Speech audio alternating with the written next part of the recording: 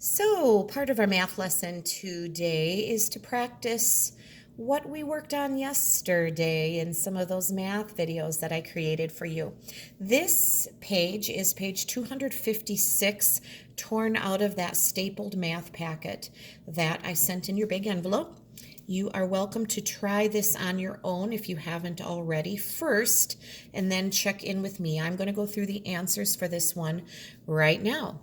Shade each rectangle to match the fraction below it. Example, if it was 2/4, you would have shaded 2 out of 4. Here we go. This part should be easy. Shading 2/3. There are 3 parts, and we are shading 2 out of 3 parts. My shades are not going to be neat today because I'm moving right along. 3/8. There are 8 parts. That's what the bottom number or the denominator of the fraction tells us. It has been divided into 8 parts. We are shading 1, 2, 3. 3/8. 2/5. 1, 2, 3, 4, 5 parts. Shading 2 of them 2/5. 3/6. 3 out of 6 parts. 1, 2, 3. This is getting easy, right? Who thought fractions would feel easy? 1/4. 1 out of 4 parts. 1/4. 5/10. 1, 2, 3, 4, and 5. 7/8. Ooh. 1, 2, 3, 4, 5, 6, 7. Here's a shortcut. I'm turning it sideways and just kind of coloring across 7 out of 8 strips. There is not much left that has not been shaded, is there?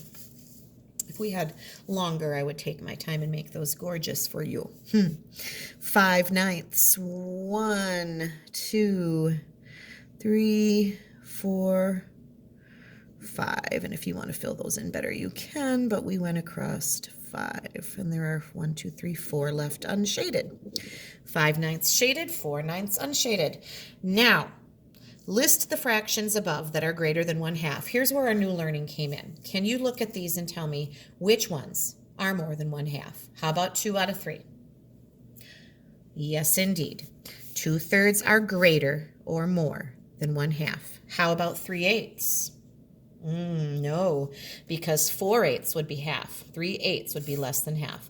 2/5, not less or not greater than half. It would be less than half. 3/6, not greater than half. Looks like that one might be equal to half. 3 out of 6. 1/4, definitely not. 5/10, equal to half, right? 7/8, sure.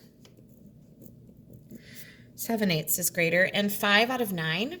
Well, half of 9 would be 4.5, so we're over the halfway part there, aren't we?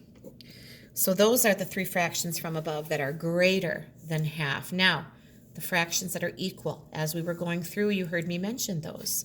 Were you able to find 3 out of 6 and 5 out of 10? Those are your equivalent fractions, equal to 1/2. Oh, now we're going to compare. Let's see if we can do it. 6/8 compared to 1/2. Well, here's the question. Is 6/8 greater than 1/2 or less than 1/2? If you have 6 out of 8, you have more than half because 4 out of 8 would have been half, right? So we're going to eat that 6/8. 6/8 is greater than 1/2. 2/9 compared to 1/2. If you have 2 out of 9, you don't have very much of the shape, do you? No, you have less. So in this case, half is more. 10/12 compared to 1/2. Well, 10 out of 12 is definitely more than half. 6/12 would be half. So 10/12 is greater than 1/2. 6/12 and 1/2. 6 out of 12 is half, isn't it? That would be equal. And just throwing in some multiplication practice because we should be doing that every day.